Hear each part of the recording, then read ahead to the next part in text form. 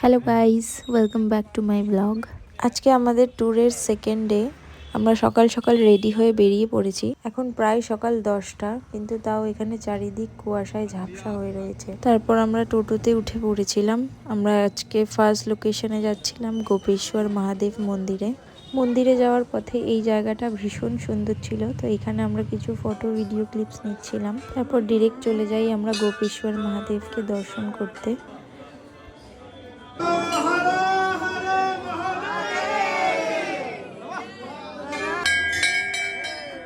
গোপেশ্বর মহাদেবকে দর্শন করে আমরা এখন এগিয়ে যাচ্ছিলাম নিধিবানের দিকে। যাওয়ার সময় আমাদের এই ছুটকুটার সাথে দেখা হয়েছিল।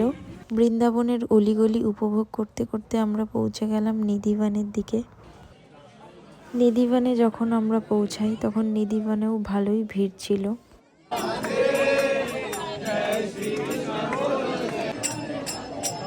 তারপর যখন আমরা নিধিবানের ভিতরে এই মন্দিরটায় যাই তখন সিকিউরিটি গার্ড আমার মোবাইলটা নিয়ে নিয়েছিল, কারণ ওখানে ফটোগ্রাফি অ্যালাউড নয়।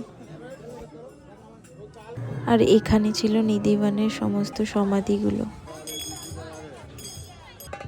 নিধিবানে দর্শন করার পর আমরা নেক্সট মন্দিরে দর্শন করতে পৌঁছে গেলাম রাধারমণ মন্দিরে।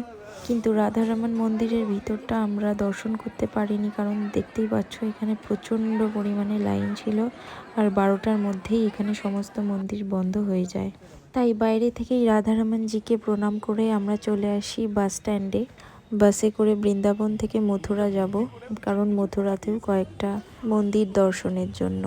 মথুরাতেই এসে একটু চা খেয়ে নিয়েছিলাম। তারপর আমরা গেছিলাম কানস কিলার দিকে। এখানে কিছুই আমি ক্যাপচার করতে পারিনি, কারণ ফোন ভিতরে নিয়ে যাওয়া অ্যালাউ নয়। তারপর কিলা থেকে বেরিয়ে আমরা ডিরেক্ট চলে যাচ্ছিলাম রিক্সা করে দ্বারকাধীশ মন্দিরের দিকে। সন্ধ্যের টাইম ছিল, তাই দ্বারকাধীশ মন্দিরে আরতি চলছিল।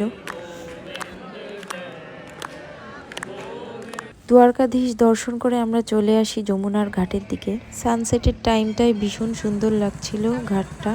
যমুনায় গিয়ে আমরা একটু বোটিংও করি, আর এই দাদা আমাদের গাইড করে দিচ্ছিল। আর এইটা ছিল আমার বোটিংয়ের সবচেয়ে favourite part. Sunset, location, ambience সব কিছু মিলিয়ে ব্যাপারটা খুবই সুন্দর ছিল।